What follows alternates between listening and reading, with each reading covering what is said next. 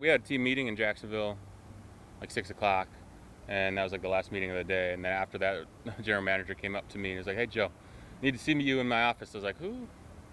It's never a good thing when a general manager asks that, but I found out, I think, before pretty much anything. I hear about people finding out on Twitter all the time. They were able to tell me and get me notified before stuff like that happened.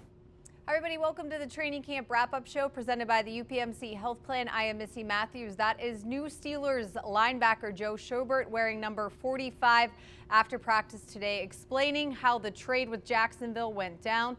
He is definitely happy to be here in practice for the first time with his new teammates. An early Sunday morning practice before Players Day off tomorrow. Mike Prisuta is still here on the Ford Fan Zone. And Triv, I know you are jonesing. You are excited that Joe Schobert is now wearing the black and gold.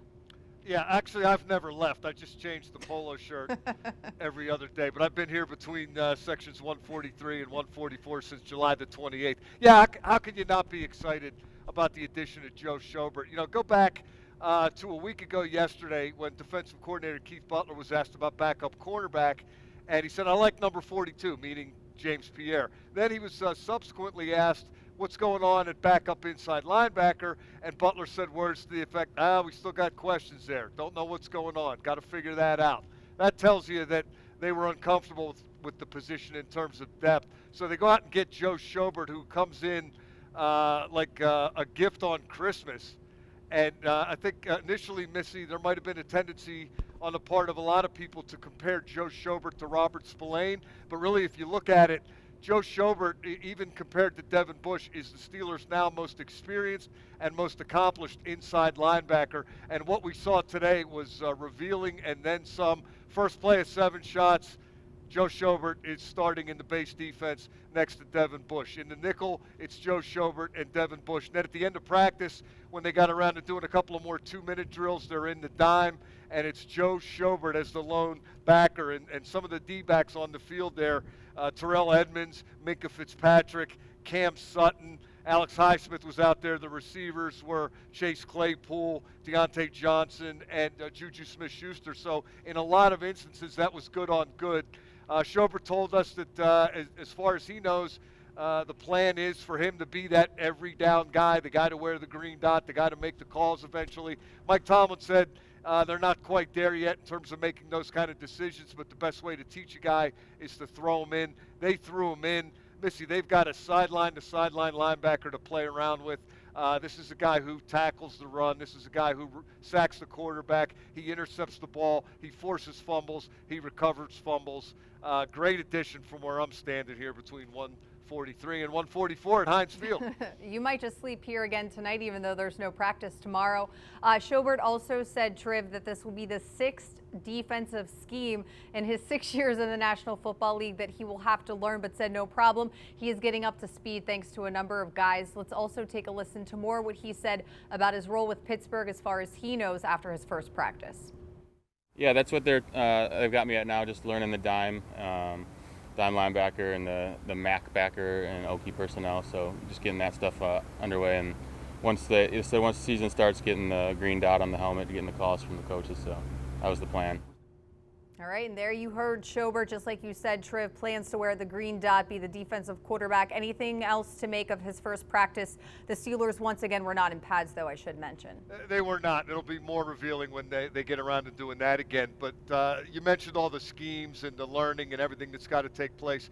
I talked to one of my contacts in Jacksonville after the trade was made, and I was told that the previous coaching staff in Jacksonville considered Joe Schobert a guy who was totally reliable in terms of how he prepared and understanding his assignments and then carrying out his assignments with regularity. He doesn't make all those plays by accident. He's a guy who prepares to go out and do what he does. So I think the learning curve will be relatively quick. Schobert talked a little bit about maybe playing some against the Lions coming up on Saturday, and I think he'll get up to speed sooner rather than later. All right. And one other thing about Joe Schobert. Go ahead. Mike Tomlin didn't want to address this today because he said they're not there yet in terms of schemes. They're not getting heavy into scheming. But I think Joe Schobert's a good enough player, Missi, that they might well consider playing more nickel this year in situations where in previous years they would have played dime. because they have Joe Schobert now and Devin Bush. All right, we will stay tuned. Of course, anything else to make from practice today, Triv, that caught your eye?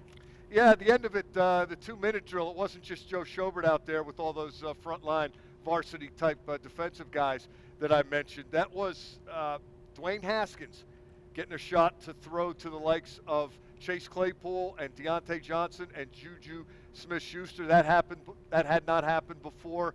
Now, it ended up being a successful 2-minute drive. They had to go 55 yards in 1:48 with 1 timeout. But on the second play, Dwayne Haskins tried to throw a pass to Pat Freiermuth, and it should have been intercepted by Cam Sutton. I don't know how it wasn't. He got 2 hands on it. He bobbled it around.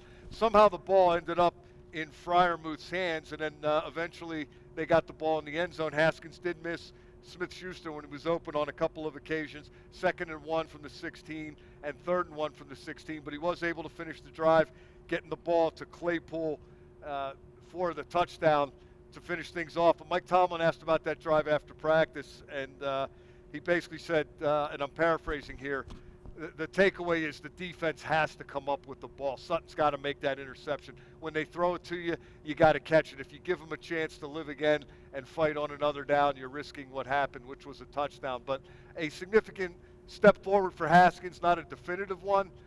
Made a throw or two he'd like to have back, but he ultimately got him in the end zone. So that was more intriguing stuff from Dwayne Haskins. I think he's had an intriguing camp. Where that's going, I have no idea, Missy, but it's been fun to watch, and it was fun to watch again today. All right, as I said, the players are off tomorrow, so Triv, go home, sleep in your own bed. Practices are open to the public right once here. again I'll be on talking to Tuesday you and Wednesday. About 1:35 like we've been doing. Oh, boy. All right, Tuesday and Wednesday practice is open to the public. You can head to Steelers.com to reserve your ticket for free. Stay tuned for all of our training camp coverage. That's going to do it for the wrap-up show. Thanks for joining us, and have a great rest of your Sunday.